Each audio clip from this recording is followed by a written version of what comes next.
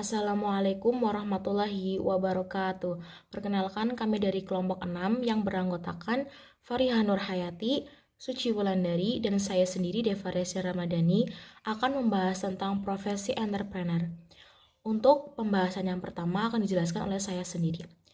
Pengertian profesi entrepreneur atau pengusaha merupakan profesi yang memegang peran penting dalam ekonomi global.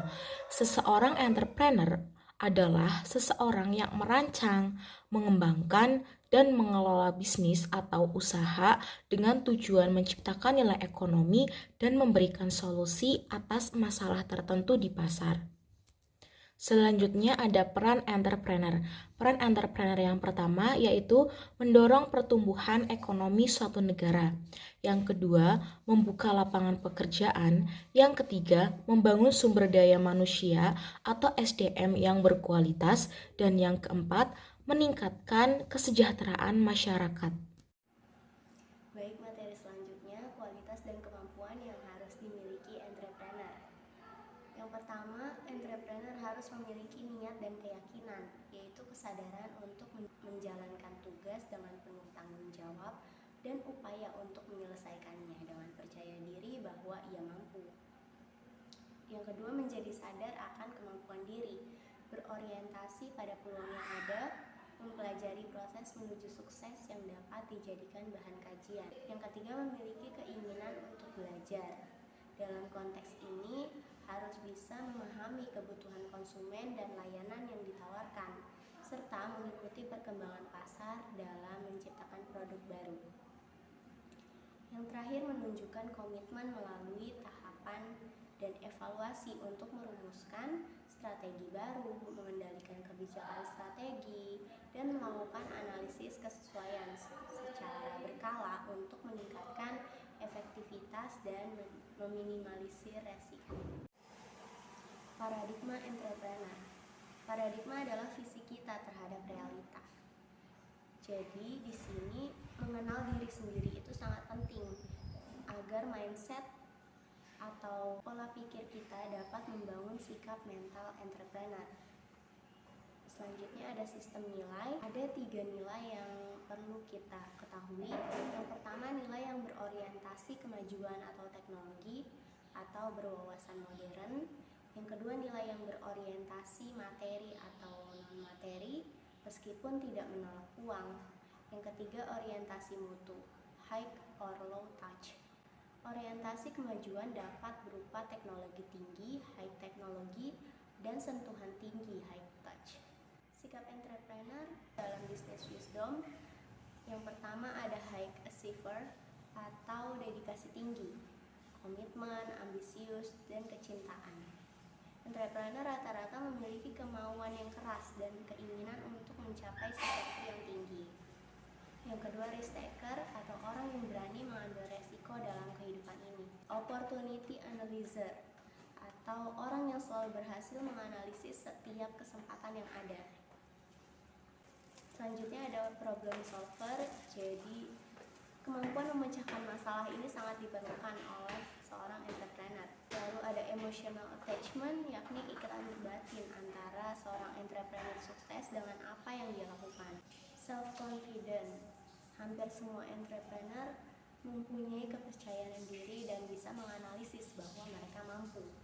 Yang terakhir ada high energy level, yakni mempunyai semangat yang luar biasa.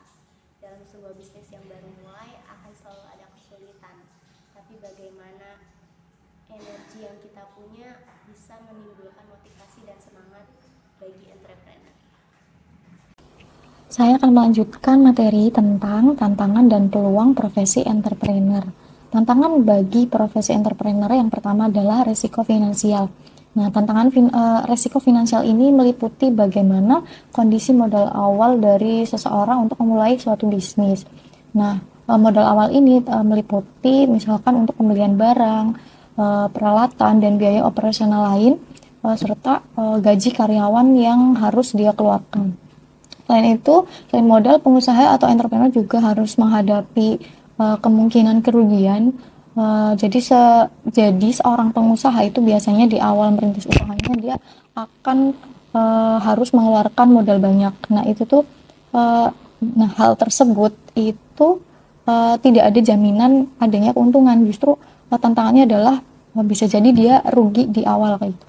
Kemudian seringkali fase ini merupakan fase di mana modal yang harus dikeluarkan itu sangat besar sehingga pengusaha harusnya menghadapi adanya kesulitan keuangan ketika dia di awal merintis usaha. Kemudian tantangan selanjutnya adalah ketidakpastian pasar. Jadi ketidakpastian pasar ini adalah tantangan yang melekat dalam dunia kewirausahaan. Nah, para pengusaha itu harus terus memantau tren dan preferensi konsumen yang selalu berubah setiap waktu. Misalnya tren dari gaya busana, misalkan seorang pengusaha ingin membuat bisnis atau usaha dalam bidang busana, maka dia harus melihat bagaimana perkembangan tren atau konsumsi yang ada di pasar, seperti gaya hidup, kemudian lingkungan, dan perubahan-perubahan dalam masyarakat, sehingga gaya busana pun akan berubah setiap waktu. Selain itu, ada juga adanya persaingan ketat. Jadi persaingan ketat ini juga merupakan ciri umum dalam dunia bisnis. Nah, ini juga menjadi tantangan yang sangat signifikan bagi para entrepreneur. Nah, tantangan selanjutnya adalah persaingan ketat. Jadi persaingan ketat ini menjadi salah satu ciri umum dalam dunia entrepreneurship. Nah, persaingan ketat ini seringkali membuat pengusaha itu harus memiliki strategi yang kuat dan mampu menciptakan nilai tambah untuk menarik dan mempertahankan pelanggan. Nah, selain itu, tantangan berikutnya adalah persaingan ketat. Jadi di dalam dunia entrepreneur itu, persaingan menjadi ciri khusus dalam dunia usaha. Nah, untuk pengusaha, maka dia harus siap menghadapi persaingan-persaingan dengan pengusaha yang lain seperti itu. Terlebih inovasi dan kreativitas setiap pengusaha itu kan berbeda. Nah, maka bagaimana dia itu bisa menciptakan keunikan sehingga produknya itu lebih memiliki nilai tambah atau lebih diminati oleh konsumen. Tantangan berikutnya adalah kekurangan sumber daya. Nah, kekurangan sumber daya ini juga salah satu tantangan yang sering dihadapi oleh pengusaha, terutama ketika dia mulai merintis usahanya. Contohnya dia kesulitan modal atau kesulitan untuk merekrut pekerja, kemudian juga keterbatasan fasilitas atau infrastruktur yang dia miliki untuk merintis suatu usaha. Nah, ini menjadi tantangan tersendiri sehingga pengusaha itu harus mencari cara atau kreatif untuk menyiasati tantangan ini. Selanjutnya, tantangan berikutnya adalah penjualan dan pemasaran. Nah, seorang pengusaha itu ketika dia sudah memiliki usaha, maka dia harus mencari cara bagaimana cara mendistribusikannya atau memasarkannya, penjualan dan pemasaran. Jadi dia harus mempelajari bagaimana trik-trik untuk memasarkan produknya atau mengenalkan produknya kepada masyarakat. Salah satunya melalui iklan-iklan online, media sosial, pemasaran konten, dan strategi SEO. Nah, selain itu dia juga harus pandai-pandai menjalin relasi dengan sesama pengusaha, baik yang sama-sama masih merintis atau pengusaha yang sudah besar, sehingga usahanya itu bisa lebih cepat dikenal oleh orang ketika dia memiliki relasi yang kuat dengan pengusaha yang sudah besar seperti itu. Kemudian mengembangkan hubungan yang kuat dengan pelanggan. Salah satunya yaitu menciptakan kedekatan dengan konsumen melalui pemasaran melalui media sosial. Kemudian, nah itulah tantangan dalam dunia entrepreneurship. Selanjutnya adalah peluang-peluangnya. Jadi selain tantangan, ada juga peluang-peluang yang bisa seorang pengusaha dapatkan. Yang pertama, peluangnya adalah inovasi produk dan layanan. Nah, inovasi produk dan layanan ini biasanya didapatkan dari bagaimana seorang pengusaha itu merespon keresahan-keresahan yang ada di masyarakat. Misalkan dia tahu masyarakat itu sedang memiliki kesulitan dalam hal dalam suatu hal. Maka bagaimana dia merespon kesulitan masyarakat itu dengan menciptakan produk yang dapat mempermudah masyarakat gitu. Kemudian, nah tentunya ini membutuhkan daya pikir dan kreativitas yang kuat dari seorang pengusaha. Peluang selanjutnya adalah pasar yang berkembang. Nah, pasar yang berkembang ini sangat berkaitan dengan perkembangan teknologi, energi yang terbarukan, dan kesehatan digital. Jadi zaman sekarang kan sudah memasuki era di mana semua hal itu bisa digantikan atau bisa terbantu oleh adanya digitalisasi. Nah, pengusaha itu bisa memanfaatkan peluang ini. Jadi peluang bisnis itu bisa muncul dari bagaimana seorang pengusaha memasuki pasar yang sedang pesat-pesatnya seperti itu. Misalkan dalam hal kesehatan digital ya, dicontohkan kesehatan digital. Zaman sekarang orang ketika mau ke rumah sakit itu supaya tidak mengantri di tempat itu bagaimana? Maka muncullah ide menggunakan aplikasi pendaftaran secara online. Jadi pasien itu tidak harus mendaftar di rumah sakit, tapi dia bisa mendaftar secara online terlebih dahulu gitu, sehingga tidak perlu antri. Nah, itu kan merupakan pemanfaatan peluang teknologi dalam bidang kesehatan. Dan tentunya banyak peluang-peluang yang lain dalam bidang yang lain. Nah, peluang yang lain adalah kebutuhan konsumen yang berkembang. Seperti yang tadi sebelumnya sudah dijelaskan,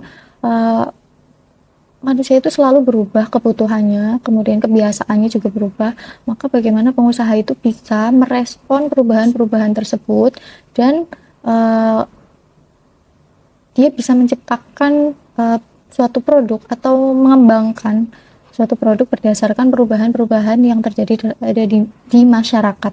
Ini menjadi peluang yang sangat besar bagi seorang yang ingin merintis dunia usaha.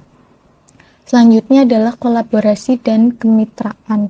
Nah, contoh yang paling bisa kita lihat adalah kolaborasi antara bank-bank dengan universitas. Misalkan di UIN Saizu saja itu bekerja sama dengan beberapa bank untuk digunakan mahasiswa agar mempermudah pembayaran UKT. Nah, ini kan salah satu pemanfaatan peluang seperti itu dalam hal kolaborasi dan kemitraan.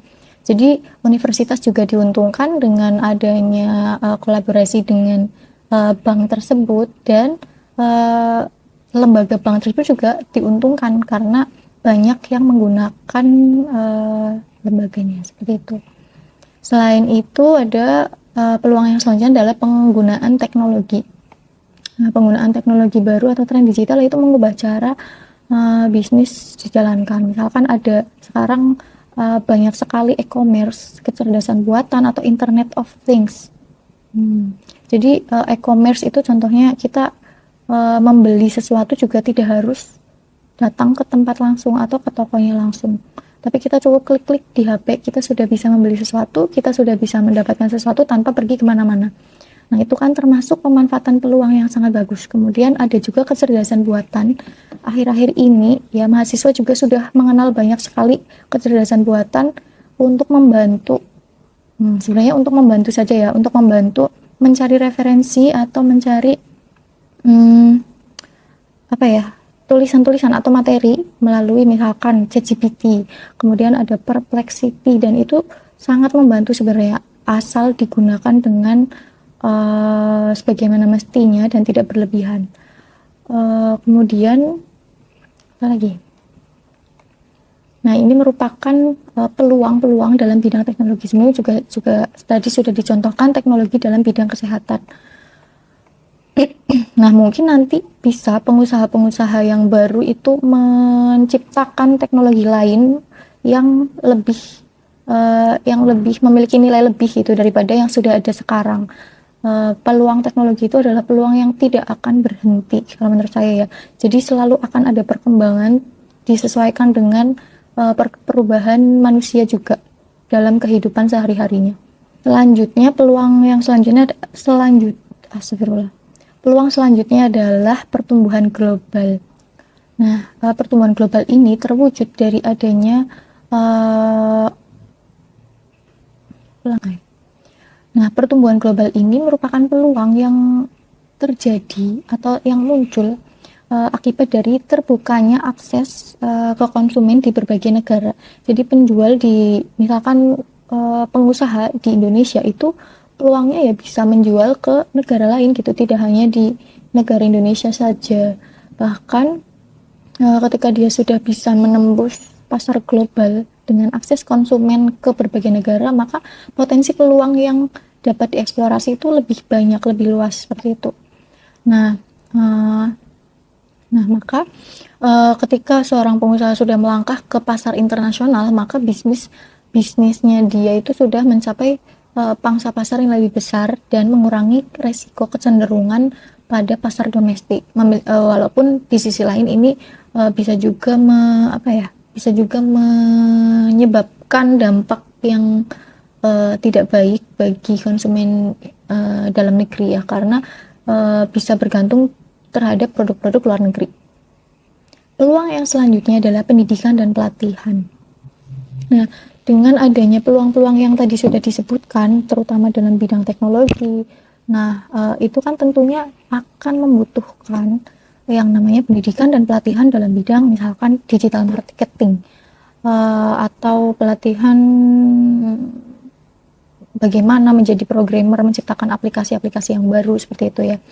Nah, tentunya ini membutuhkan ya tadi pendidikan dan pelatihan. Peluang selanjutnya adalah pendidikan dan pelatihan. Nah, berdasarkan peluang-peluang yang tadi sudah dijelaskan, maka akan muncul lagi peluang atau permintaan pendidikan dan pelatihan dalam bidang. Misalkan kalau dalam konteks bidang teknologi, maka akan semakin banyak orang itu ingin belajar teknologi untuk pemasaran, misalkan digital marketing, atau bagaimana menjadi seorang programmer, bisa menciptakan aplikasi-aplikasi tertentu seperti itu.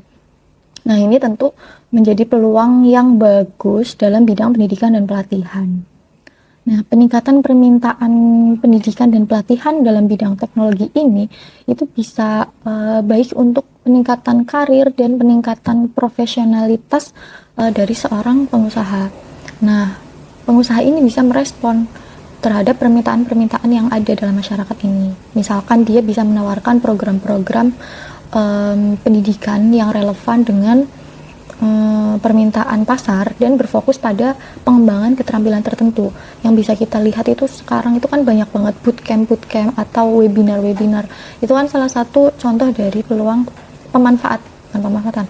Itu adalah salah satu respon dari banyaknya permintaan pendidikan dan pelatihan pada digital marketing untuk saat ini seperti itu. Demikian materi tentang tantangan dan peluang profesi entrepreneurship yang bisa saya jelaskan. Semoga bermanfaat.